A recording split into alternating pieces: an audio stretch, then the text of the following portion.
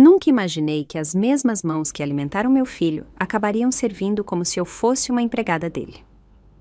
Meu nome é Maria, tenho 71 anos. Passei a vida inteira trabalhando como empregada doméstica, esfregando o chão e cozinhando para famílias que nunca souberam meu nome. Mas tudo que fiz foi por um único objetivo: garantir um futuro melhor para o meu filho, André. Criei ele sozinha depois que o pai dele nos abandonou quando ele tinha só 2 anos. Abri mão dos meus sonhos, dos meus prazeres, do meu descanso, tudo por ele. Há uns meses, André e a esposa dele, Sofia, me convidaram para morar com eles.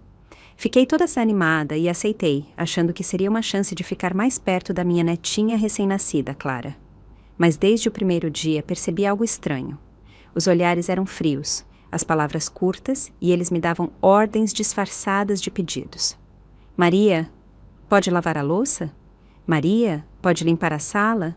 Tudo com um sorriso falso que doía mais que um grito. Eu me convencia que não era nada, que era só o cansaço deles, que com o tempo ia melhorar, mas não melhorou. Um dia, enquanto preparava o almoço, ouvi Sofia sussurrando que eu atrapalhava, que parecia mais uma empregada. Não soube como reagir, só apertei os dentes e continuei mexendo o feijão, como se não tivesse escutado. Meu coração se partiu um pouco, mas não disse nada. O pior veio depois. Durante o jantar, com a voz firme e sem um pingo de vergonha, André soltou: "Mãe, para de agir como se fosse a dona da casa. Aqui, você é só a empregada." Meu corpo gelou. Senti o sangue descer para os pés. Olhei para ele com a alma em pedaços. Era isso que ele pensava de mim. Depois de tudo que fiz. Naquele momento entendi que algo dentro de mim tinha morrido. Mas o que ele não sabia era que uma parte mais forte estava prestes a acordar. Naquela noite, não consegui dormir. Fiquei sentada na cama, com o olhar perdido, ouvindo os cochichos de Sofia enquanto ela falava ao telefone na sala. Ela ria. Dizia coisas como: "Tá na hora da tua mãe entender o lugar dela." Cada palavra era uma espinha cravada no meu peito. Como podiam ser tão cruéis? Eu não pedia nada. Cozinhava, limpava, cuidava da filha dele sem cobrar um centavo, e mesmo assim me tratavam como se fosse um estorvo. Lembrei dos anos em que trabalhava até 14 horas por dia limpando casas alheias. Fazia isso para pagar os estudos do André, para que ele nunca passasse pelo que eu passei. Lembro como nos aniversários dele, escondia presentinhos debaixo do travesseiro. Mesmo sem dinheiro para comer, nunca contei para ele. Mais de uma vez, fui dormir sem jantar só para garantir que ele tivesse leite quente ao acordar. Achava que o amor de mãe era suficiente. Que ilusão! Na manhã seguinte, fingi que nada tinha acontecido. Levantei cedo, preparei café e coloquei pão na mesa. André desceu sem me cumprimentar. Sofia nem olhou na minha cara. Me ignoravam como se eu fosse parte dos móveis.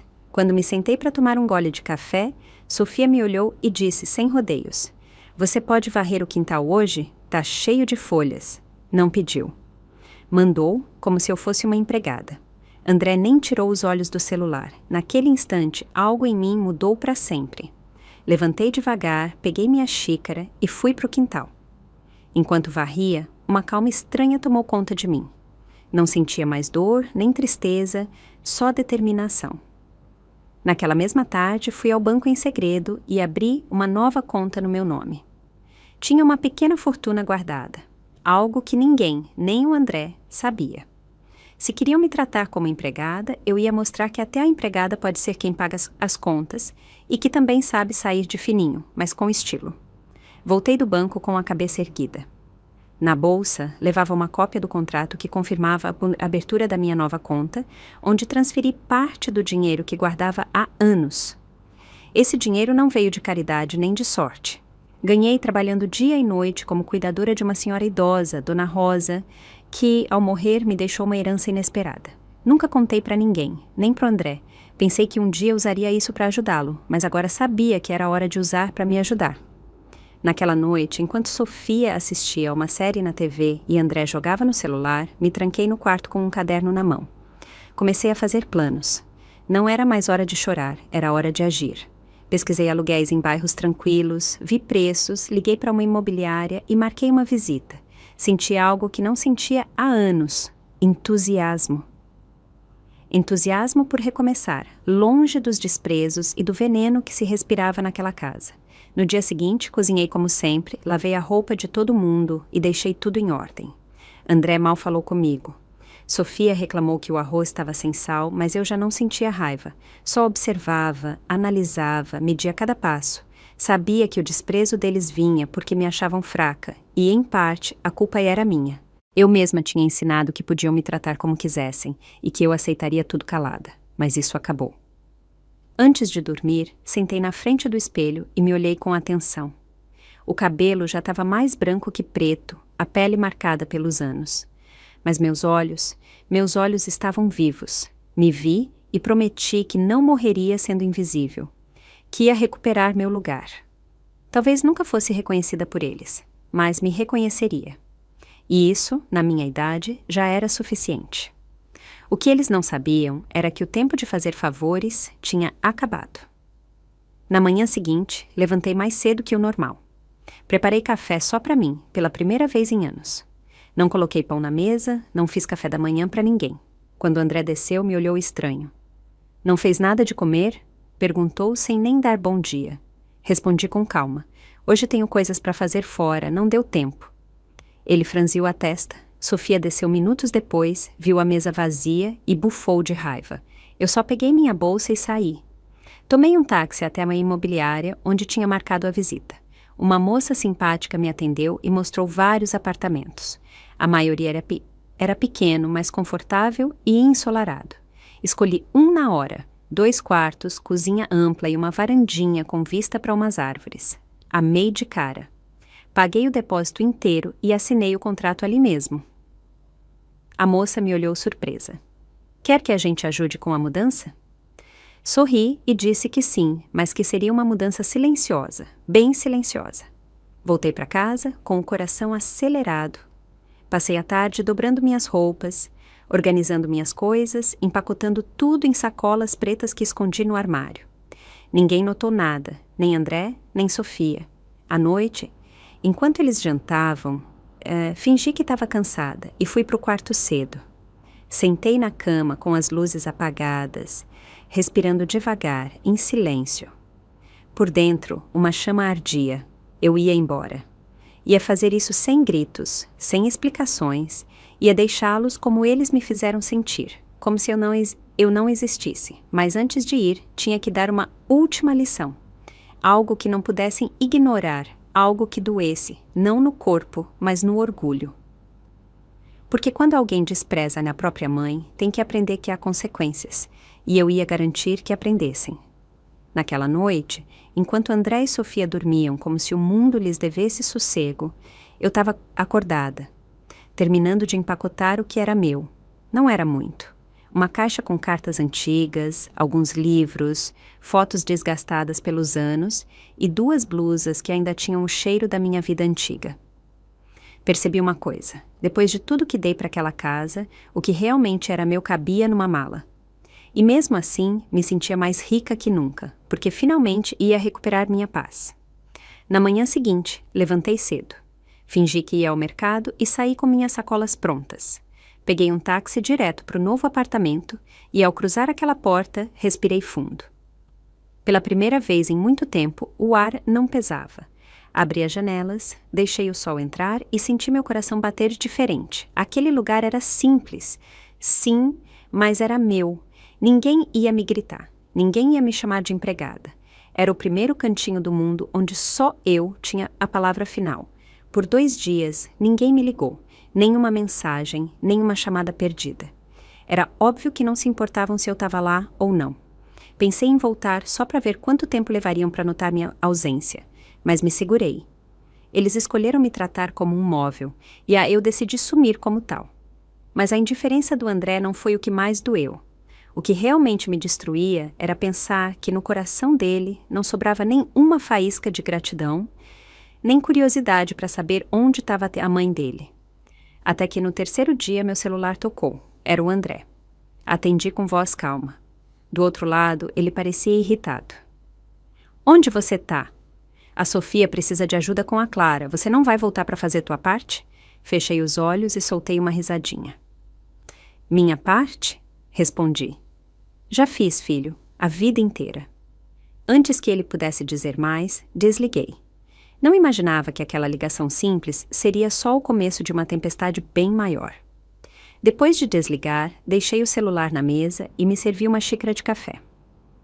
Minha mão não tremia, não senti culpa. Pela primeira vez, fui eu quem desligou primeiro. Durante anos, fui eu quem esperava ligações, quem implorava por um pingo de atenção, quem engolia o orgulho. Mas aquela Maria já não existia.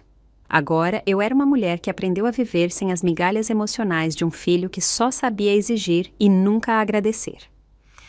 Naquela tarde, começaram as mensagens. Você tá falando sério que não vai voltar? A Sofia não sabe dar banho na Clara sozinha. Tá nos deixando na mão. Não respondi nenhuma. Deixei sentirem, nem que fosse por um instante, como é depender de alguém que não tá lá. Eles, que me usaram como empregada de graça por meses, agora percebiam tudo o que eu fazia. Mas era tarde. Eu não era mais parte da engrenagem doméstica deles. Era uma mulher com casa própria, conta própria e dignidade intacta. Dias depois, começaram as ligações desesperadas, mas não de preocupação. Eram de raiva. O que você pensa que é, mãe? Tá se achando melhor que a gente por causa de uns trocados guardados? Foi aí que soube que descobriram que eu tinha dinheiro.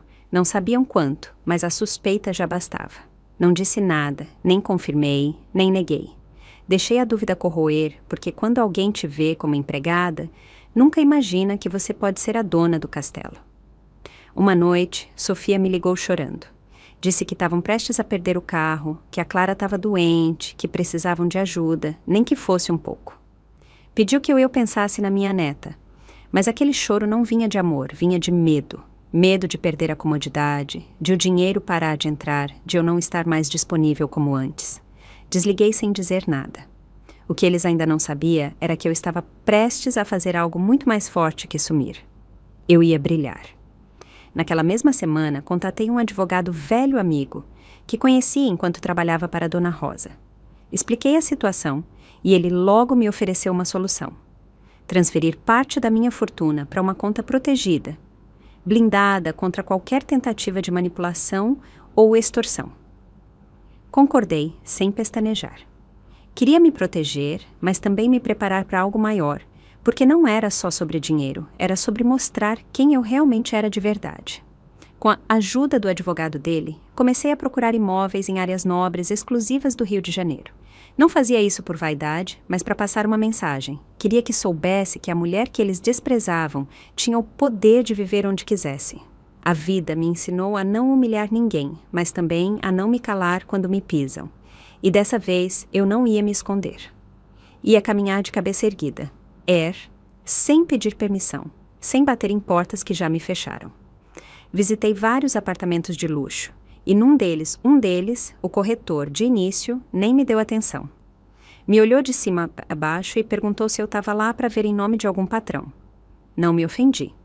Só peguei o celular, abri o aplicativo do banco e mostrei o saldo. O silêncio que veio depois foi a minha melhor resposta. Naquela mesma tarde, assinei o contrato de um imóvel que fazia a casa do André parecer uma brincadeira. Mas isso não era tudo. Tinha um plano ainda mais esperto. Pouco tempo depois de me mudar, fiz algo inesperado. Mandei uma caixa por Sedex para Sofia. Dentro, tinha as chaves da casa onde eles moravam, junto com um bilhete. A casa onde você zombou de mim foi paga com cada centavo que ganhei esfregando o chão. Aproveite enquanto puder, porque logo ela não será mais de vocês. Mas ela não sabia que eu ainda era a fiadora legal do imóvel, e muito menos que eu já imaginava tinha começado o processo iniciado, o processo para recuperá-lo. O advogado me explicou que, embora o título de propriedade fosse do André eu tinha assinado como responsável pela hipoteca. E isso me dava uma vantagem legal. Iniciamos um processo para exigir o pagamento total da dívida ou, caso contrário, a retomada da casa. Não fazia isso por vingança, mas por justiça. Aquela casa foi erguida com minhas mãos, com meus turnos dobrados, com meus joelhos doloridos de tanto esfregar chão. Não ia deixar que me tomassem tão fácil. Quando soube da ação judicial, André veio me procurar pela primeira vez. Chegou ao meu apartamento sem avisar, vestido como se fosse me convencer só com a presença. Por que tá fazendo isso? Perguntou, mais confuso que magoado. Olhei para ele com calma e respondi, porque não sou a empregada, e tá na hora de você entender isso. Não gritamos, não choramos. Só vi ele se afastar, mais com raiva que com remorso. O ego dele não aceitava que a mãe podia se defender. Dias depois, Sofia me ligou, fora de si, me xingou, me acusou de querer destruir a vida deles, de ser uma velha rancorosa. Disse para eu pensar na Clara. Escutei calada. Quando terminou, respondi. Lembra quando disse que eu atrapalhava? Agora você vai ver o que acontece quando o estorbo tira a base da casa. Ela desligou furiosa e eu, por dentro, me senti mais leve. Já não era a mulher que aguentava calada. Era a mulher que recuperava o que era dela. Mas o que não imaginava era que naquela mesma noite, alguém tentaria entrar no meu apartamento à força. Não conseguiram, graças à segurança da portaria, mas o susto foi grande. Era um assalto qualquer ou alguém não estava aceitando minhas decisões? A partir daquele momento, soube que minha luta não era mais só por respeito. Agora era por segurança. E eu não ia continuar firme. Na manhã seguinte, fui direto à administração do prédio e pedi acesso às câmeras de segurança. O porteiro, com pena, disse que já tinham visto as gravações. Era um cara encapuzado, sem armas, que tentou arrombar a fechadura e fugiu. Não conseguiram identificar, mas eu já tinha minhas suspeitas. Quando uma mulher incomoda, sempre tem alguém querendo calar ela. E se não conseguissem com palavras, talvez tentassem com medo. Liguei para o advogado e pedi que registrasse uma denúncia formal. Também contratei um sistema de segurança particular, câmeras, sensores, alarmes. Não ia me trancar, mas também não ia me arriscar. Passei a vida cuidando dos outros. Agora era a hora de cuidar de mim. Enquanto isso, tudo isso, o processo da casa seguia firme. Meu advogado dizia que o caso estava quase ganho. Era questão de semanas, e o mundo do André e da Sofia ia desabar. Uma tarde, enquanto tomava um café numa padaria no centro, encontrei uma antiga conhecida.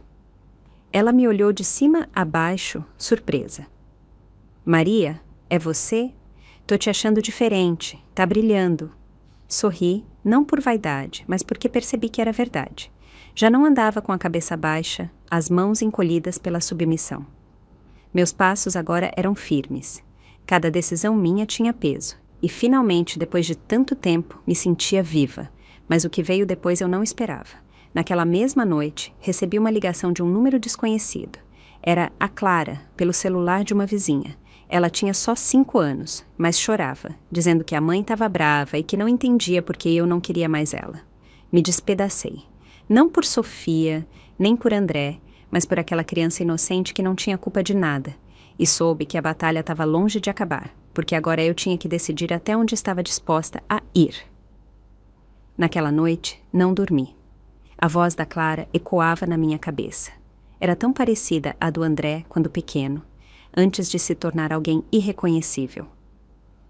Doía saber que uma menina tão pequena já estava no meio de um conflito que não entendia, mas também sabia que se voltasse por ela, cairia na mesma armadilha. Não podia salvar todo mundo. Dessa vez, tinha que salvar a mim primeiro. No dia seguinte, fui ao mesmo parque onde levava o André quando criança. Sentei na mesma banca, cercada por mães com seus filhos, ouvindo risadas, choros e vida. Ali me permiti chorar. Não por tristeza, mas por luto. Chorei pela mãe que fui, pela mulher que deixei que pisassem e pela avó que não poderia ser como sonhava. Não tinha vergonha. Pelo contrário, cada lágrima era uma limpeza. Um jeito de deixar o passado ir e abrir espaço para o futuro. Naquela mesma tarde, veio a notícia. O juiz tinha dado a decisão. André tinha 30 dias para quitar a dívida da hipoteca, ou a casa seria transferida legalmente para mim. Liguei para o advogado e pedi que notificassem tudo formalmente. Não queria encarar ninguém, gritar ou fazer discursos. Só queria que entendissem, em silêncio, que a mulher que chamaram de empregada teve força para recuperar tudo, sem levantar a voz. Mas, logo depois de desligar, recebi outra ligação. Era o André. A voz dele estava diferente. Não era de raiva, nem de desafio. Era quebrada. Mãe, por favor, podemos conversar? Fiquei em silêncio por uns segundos. Não por dúvida, mas porque sabia que daquela conversa não tinha volta. Quando disse, tá bem, me diz onde e quando, soube que o verdadeiro embate ainda estava por vir. Nos encontramos numa cafeteria discreta, longe do barulho, onde ninguém nos conhecia. André já estava lá quando cheguei. Estava cabislo, com o rosto cansado, vestido de qualquer jeito, como se os dias tivessem pesado. Quando me viu, levantou inseguro. Não abracei, só me sentei na frente dele, com as mãos na mesa, pela primeira vez em que eu estava o momento. Ele baixou o olhar e disse, baixo. Não sabia que você me odiava tanto. Soltei uma risada amarga. Não te odio, filho, só me cansei. Ele me falou das dívidas, de como Sofia perdeu o emprego, de como ele mal conseguia pagar as contas. Contou que estavam prestes a vender o carro, que a Clara precisava de remédios, que a situação estava fora de controle. Ouvi tudo calada, sem interromper. Cada palavra dele parecia um pedido, mas não tinha nenhuma desculpa de verdade, só justificativas, medo. E, mesmo assim, uma parte bem no fundo de mim queria que ele dissesse: obrigado por tudo, mãe. Desculpa por te decepcionar. Mas não disse. Em vez disso, terminou com: você não pode ajudar a gente mais uma vez? Foi aí que vi que nada tinha mudado. Ele não me enxergava como mãe, como mulher, como ser humano. Me via como um caixa eletrônico que parou de funcionar. Me ajeitei na cadeira, olhei nos olhos dele e disse: essa é a última vez que a gente se vê, André. Não me procura mais. O rosto dele mudou, ficou tenso. A voz subiu. Tá disposta a deixar tua neta sofrer por orgulho? Levantei, com a voz firme respondi: não é orgulho, filho. É dignidade e já me custou uma vida inteira aprender a defendê-la. Saí sem olhar para trás. Enquanto caminhava pela calçada, meu celular vibrou. Era uma mensagem da Sofia. Você vai se arrepender, sua velha ingrata. Apaguei sem ler tudo. Porque o que eles não sabiam era que estavam prestes a descobrir de quem era a casa onde moravam. Uma semana depois, chegou a notificação oficial. O juiz autorizou a execução da hipoteca. Em resumo, a casa não era mais deles. O advogado deu 30 dias para desocuparem. Não quis estar lá quando receberam a notícia. Não por medo, mas porque não queria ver lágrimas de crocodilo ou pedidos vazios. Dessa vez, não ia deixar o remorso me fisgar. Já não mordia esse tipo de isca. Fui a um spa em Campos do Jordão, fiz um passeio tranquilo. Tomei um chá de jasmim. Me olhei no espelho com o rosto limpo, sem maquiagem, sem culpa. Entendi que o verdadeiro luxo não está no ouro, nem nas joias, está na paz. Aquela paz que me foi negada por anos enquanto eu carregava o peso de uma família que não me sustentou quando mais precisei. Agora, cada decisão que eu tomava era para mim. Não para agradar, não para ganhar amor, só para me honrar. Os dias passaram e não recebi mais ligações. O silêncio era minha nova música favorita. Até que uma manhã, uma vizinha me mandou uma foto por WhatsApp. Nela, André e Sofia estavam colocando móveis na calçada. Os rostos diziam mais que palavras. Orgulho quebrado, raiva engolida, vergonha. Fiquei olhando aquela foto por minutos, sem sentir prazer ou vingança. Só senti uma calma profunda, como quem fecha um livro que doeu demais. Mas, justo quando achava que tudo tinha acabado, recebi uma ligação da escola da Clara. Meu número estava como contato de emergência. Sofia não atendia. André também não. A menina estava com febre e precisavam de alguém para buscá-la. Naquele momento soube que o passado, mesmo que a gente solte, às vezes volta a bater na porta disfarçado de responsabilidade. E a pergunta que fiz foi: será que posso ser avó sem voltar a ser empregada? Peguei um táxi e fui correndo para a escola com o coração na mão. Não sabia o que ia encontrar.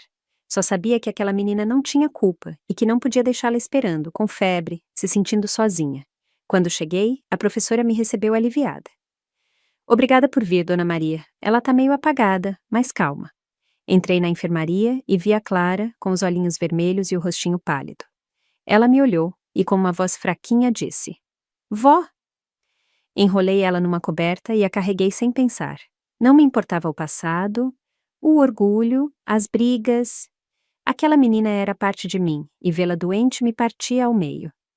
Levei ela ao médico, comprei os remédios e passei a tarde com ela no meu apartamento. Fiz uma sopinha quente, coloquei um desenho animado e fiquei do lado dela até ela dormir. Era como se os anos voltassem e eu fosse mãe de novo, mas agora sem medo. À noite, Sofia apareceu na minha porta.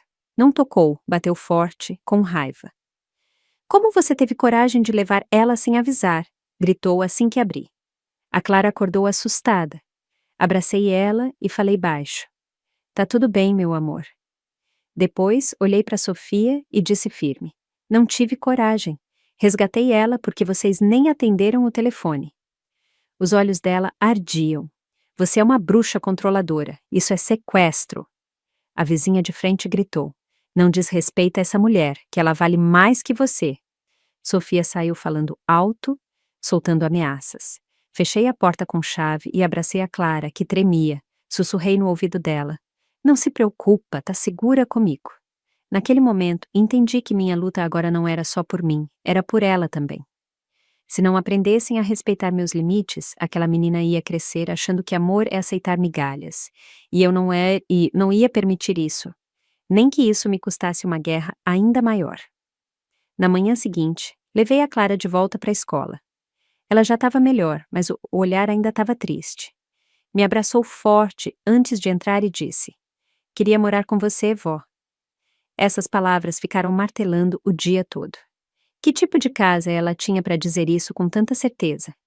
Pensei em buscar ajuda legal, ver se dava para pedir uma guarda parcial, mas sabia que isso abriria outra batalha, mais pesada e talvez mais suja. Fui procurar uma advogada especialista em direito de família. Contei tudo sem rodeios, como me trataram, como deixaram a menina doente sem atender o telefone, o que ela me disse. Ela me ouviu atenta e explicou que, com provas de negligência, dava para pedir visitas supervisionadas ou até guarda compartilhada. Não era simples, mas também não era impossível. Me olhou sério e perguntou: Você tá pronta para enfrentar eles de novo? Respondi na hora: Tô sim, dessa vez é por ela. Enquanto isso, soube por uma amiga que André e Sofia estavam morando num apartamentinho simples na Zona Norte. Viviam com o básico, sem carro, sem luxos, sem ajuda e, claro, reclamando muito. Nas redes sociais postavam frases como "Mãe não abandona filho" e "Família perdoa sempre". Mas eu não caí nesse jogo. Não ia me justificar para um público que só conhecia a versão manipulada deles. Eu não abandonei ninguém, só me salvei a tempo. O que não sabia era que Sofia estava começando uma campanha mais pesada. Falava mal de mim na escola, dizia para as outras mães que eu era louca, que sequestrava a criança. Fiquei sabendo por outra avó que me avisou. Cuidado, Dona Maria, querem te queimar. Naquela ali, soube que não bastava me defender. Tinha que expor eles. Quando a mentira vira arma, a verdade vira escudo, e o meu estava pronto. Sentei na frente do computador e comecei a te escrever. Não era um recado, nem carta, era uma declaração jurada. Com a ajuda da advogada, detalhei tudo, as humilhações, os desprezos, os gritos, o abandono emocional, o uso do meu dinheiro e, principalmente, a negligência com a Clara. Juntei recibos, prints de mensagens, áudios, cada prova era uma ferida se fechando. Já não contava minha história para chorar, mas para defendê-la. Também pedi uma avaliação psicológica da menina. A escola, ao ver meu histórico como contato de emergência, topou colaborar. A Clara foi entrevistada por uma psicóloga infantil e o depoimento dela foi claro. Em casa, mamãe e papai sempre brigam. Às vezes não tem comida, às vezes me deixam sozinha. Essas palavras me cortaram, mas também me deram força. Finalmente, alguém via o que eu já sabia. Dias depois, André me ligou. Dessa vez, não gritava nem implorava. A voz estava seca, vazia. Por que tá fazendo isso? Fiquei quieta por um segundo e respondi. Porque ninguém te ensinou que a empregada um dia pode tirar o avental e vestir uma armadura? Ele não disse nada, só desligou. Sabia que estava magoado, confuso, talvez com raiva, mas isso não era mais meu peso. Cada um colhe o que planta e ele plantou anos de indiferença. Mas algo me preocupava. Sofia não ia ficar de braços cruzados. Ela era mais fria, mais rancorosa, e eu sabia que estava tramando algo, uma armadilha, uma mentira maior, e eu estava certa. 2 dias depois, chegou uma notificação legal na minha porta. Me acusavam de assédio psicológico, logo eu, que dei tudo por eles. Mas, dessa vez, não ia me deixar encurralar. A empregada não ia se esconder, a empregada ia atacar. Entreguei a notificação para a advogada sem dizer nada. Ela leu, franzindo a testa. Isso não se sustenta. É uma jogada suja, sem provas. Mesmo assim, me avisou que precisávamos responder formalmente para evitar mais difamação. Sentei na frente dela e disse firme: quero fazer tudo legal, mas quero que isso também. Não vou mais ficar calada. Pela primeira vez, senti que minha história tinha valor, não só para mim, mas para outras mulheres como eu. Naquela semana, topei dar uma entrevista para uma jornalista que investigava casos de abuso familiar contra idosos. Contei tudo, desde o dia em que me chamaram de só a empregada, até a herança que escondi, o abandono emocional e minha decisão de renascer. A jornalista ficou chocada. Sua história não é única, mas é corajosa. Muitas calamam. Você não. Quando a matéria saiu, não esperei nada, mas no dia seguinte meu celular não parou. Mulheres do Brasil todo me mandaram. Avós, mães, empregadas domésticas, todas contando histórias parecidas. Muitas choravam, outras só diziam obrigada. Lia cada mensagem com o coração apertado. Nunca imaginei que o que vivi pudesse virar algo maior que a dor. Entendi que contar minha verdade era um ato de justiça, não de vingança. Porque quando uma mulher se levanta, não levanta sozinha, levanta outras junto com ela. Mas, justo quando achava que as coisas estavam a acalmar, Sofia voltou à carga. Agora com uma nova ação, pedindo a guarda exclusiva da Clara, alegando que eu era uma idosa, emocionalmente instável, incapaz de cuidar de alguém. Ri com amargura. Não controlavam meu dinheiro, não podiam me usar, então queriam tirar a única coisa que eu amava de verdade. Mas não ia deixar. Agora eu ia lutar com tudo, porque não era a empregada, era a Leona. A audiência foi marcada com urgência. O juiz quis ouvir os dois lados antes de decidir sobre a guarda. Cheguei com a advogada, vestida simples, mas de cabeça erguida. Sofia, por outro lado, chegou com um ar de superioridade, como se já soubesse o resultado. Ela falou com voz tremendo, dizendo que eu era manipuladora, obsessiva, vingativa, que minha presença desestabilizava a filha dela. Ouvi tudo sem piscar. Cada palavra dela era o reflexo do próprio veneno. Quando foi minha vez, não chorei, não gritei. Só contei a verdade. Disse que nunca pedi nada, que criei meu filho sozinha, que cuidei da minha neta quando ninguém mais cuidou. Mostrei laudos médicos, mensagens sem resposta, provas de negligência. Mas, além dos papéis, o que abalou a sala foi o depoimento da Clara. Perante a psicóloga, ela disse: com a vovó me sinto segura. Mamãe e papai sempre brigam. Às vezes me deixam sozinha, às vezes me dão medo. O silêncio foi total. A juíza fechou o processo e disse que precisava de uns dias para deliberar. Na saída, Sofia me deu um empurrãozinho com o ombro e sussurrou: você não vai se sair bem nessa. Olhei nos olhos dela e respondi: eu já saí do inferno que vocês me botaram. Caminhei sem olhar para trás, com o coração acelerado, mas a consciência limpa. Já não precisava que o mundo acreditasse em mim. Eu acreditava em mim, e isso bastava. Mas naquela mesma noite, recebi uma mensagem anônima. Era uma foto do meu apartamento com uma ameaça. Isso ainda não acabou, sua velha nojenta. Meu coração disparou. Olhei pela janela, chequei a tranca. Sabia que Sofia era capaz de tudo, mas dessa vez não ia fugir, não ia tremer, porque já tinha aprendido a me defender. E se queriam guerra, iam conhecer a mulher que por tantos anos se escondeu atrás de um avental. A primeira coisa que fiz foi ir à delegacia. Mostrei a ameaça e a foto. Exigi uma investigação e pedi patrulhamento. Já não era hora de aguentar calada.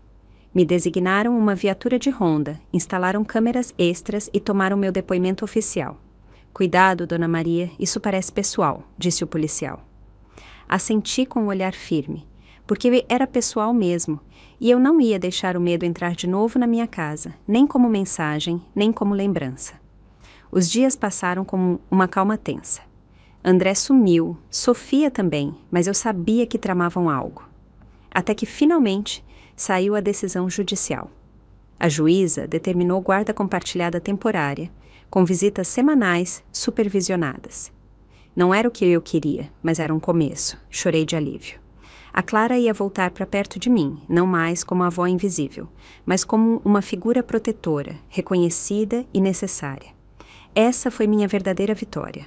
Não o dinheiro, nem a casa, mas o abraço dela quando me viu na sala.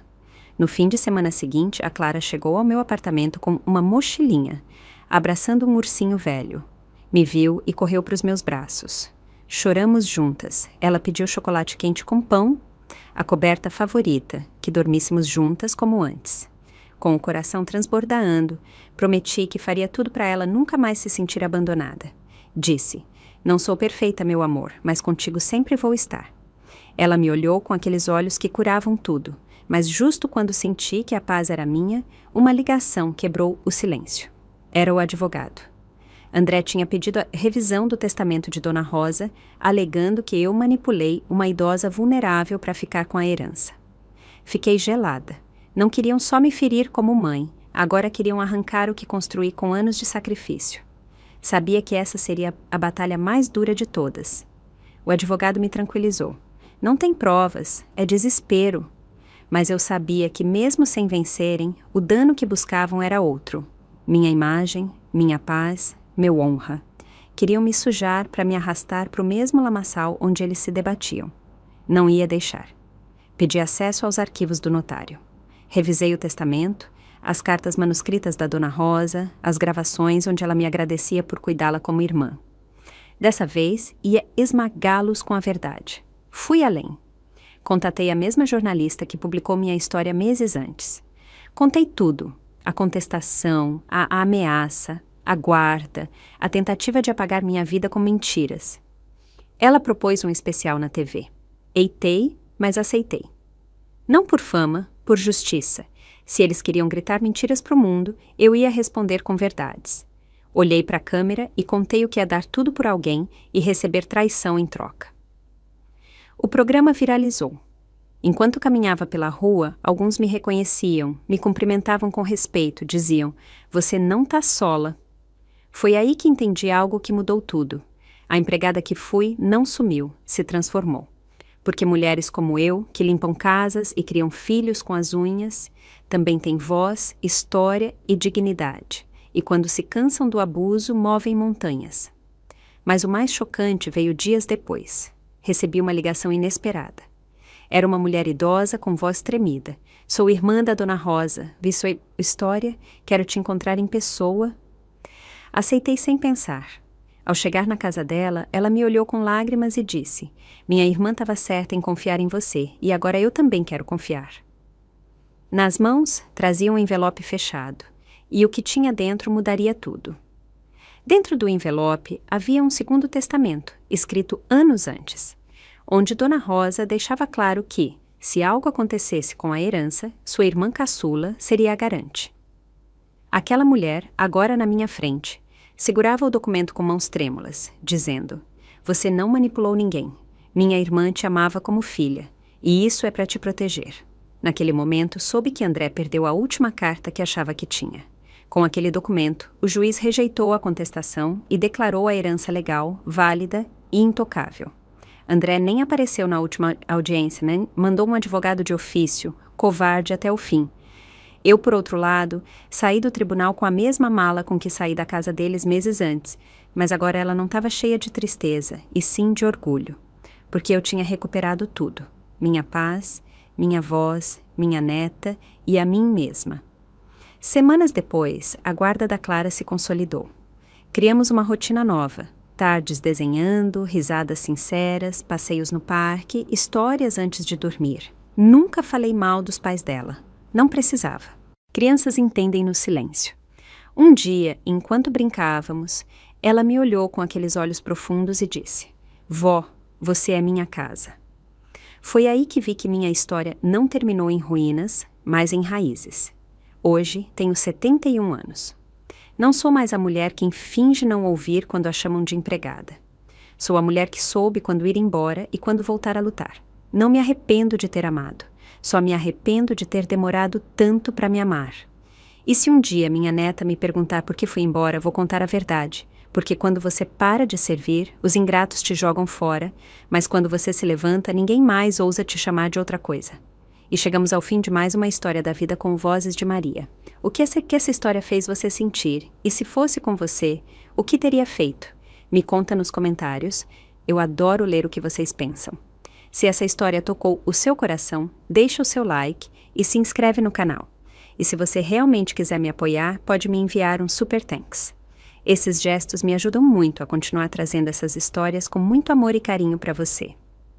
Na tela você vai encontrar mais 2 histórias sinceras e profundas, que tocam o coração e nos ensinam lições valiosas sobre a vida. São histórias que emocionam, ensinam e fazem refletir. Obrigado por existir e por estar aqui comigo. Te espero na próxima história de vida aqui no Vozes de Maria.